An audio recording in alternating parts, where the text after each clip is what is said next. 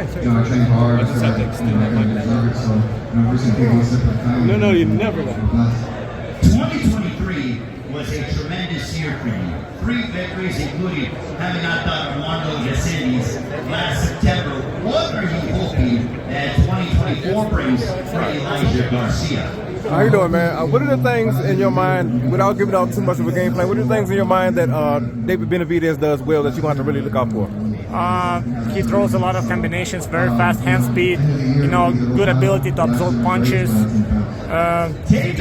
His size, he's actually big, he moved up from 168, but he's not smaller than me. We're like the same size, even though I'm not a small light heavyweight. So I named it. You guys sparred each other before? Yes. What was that back then? How long ago was it? It was a long time ago, maybe 7 years ago, and yeah, he was dominating his sparring, I have no excuses, yeah, he was better. You said he dominated this Yeah, he dominated. Why was he, what's it in you, or more maybe in your prime? Listen, I don't like make any excuses. For my opinion, I came out of from Ukraine, jet lag, not ready. He was in the middle of camp.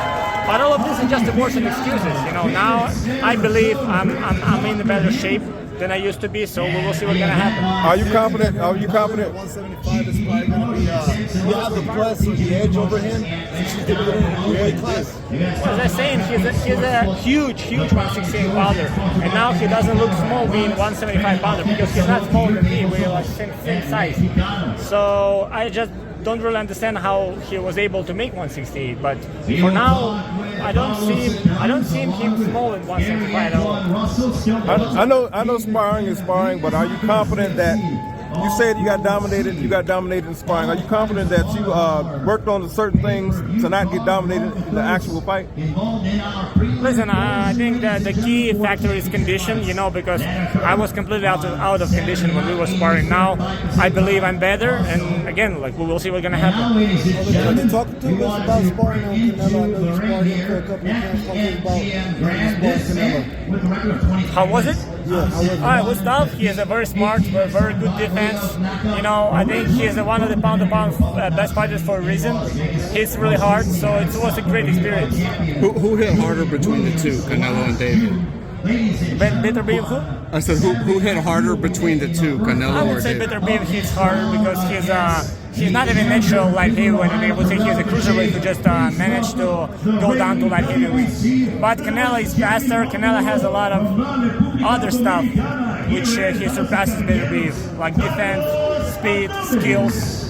Just between David Benavidez and Canelo, who hits harder between those two guys? It's also, we sparred 7 years ago. I would say Canelo, but again, it's questionable, it's hard to determine. How is it that obviously you said David is kind of a huge super middleweight anyway, but you are the natural light heavyweight. Is using your size part of the game plan at all, or is it just I'm not sure that I'll be able to use my size because as you mentioned, he's big. And I'm not bigger than him, so how come I'm gonna use my size if we even? Right. Oleksandr, a lot of talk about he has slow feet, and we know you have good footwork. Is that something that you exploit in this fight, you feel? We'll see. If I'll be able to, I will. Do you agree with that assessment that footwork is a weakness for him when you watch him? I would say my footwork looks for me better, but you never know how it's gonna happen in the ring because everyone in the ring do as much as the opponent lets him to do. You can be slow on your feet, but you can be good on cutting the ropes and holding guys near the ropes. So we'll see. Are you 100% the same fighter you were when you were champion of this division? I hope I'm better now.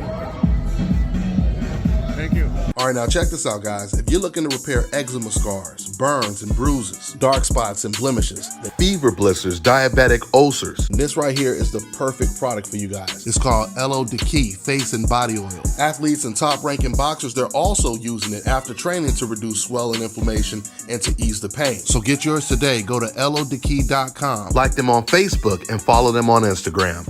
Let me tell you guys about Issa Israel Law Firm. It is a full-service legal practice based in Denver, Colorado, an emerging hub for combat sports and high-altitude training. If you're a fighter inside or outside of the ring and you need a law firm you can trust to fight for you, visit thefighterfirm.com or email help@iilawfirm.com. Legal representation is usually limited to plaintiffs or defendants in Colorado, but iFirm can help anyone in the world with trademarking their business name, logos, and U.S. immigration issues. This brother has been my attorney for a while and helped guide me through all kinds of business and civil issues, so make sure you guys go to thefighterfirm.com.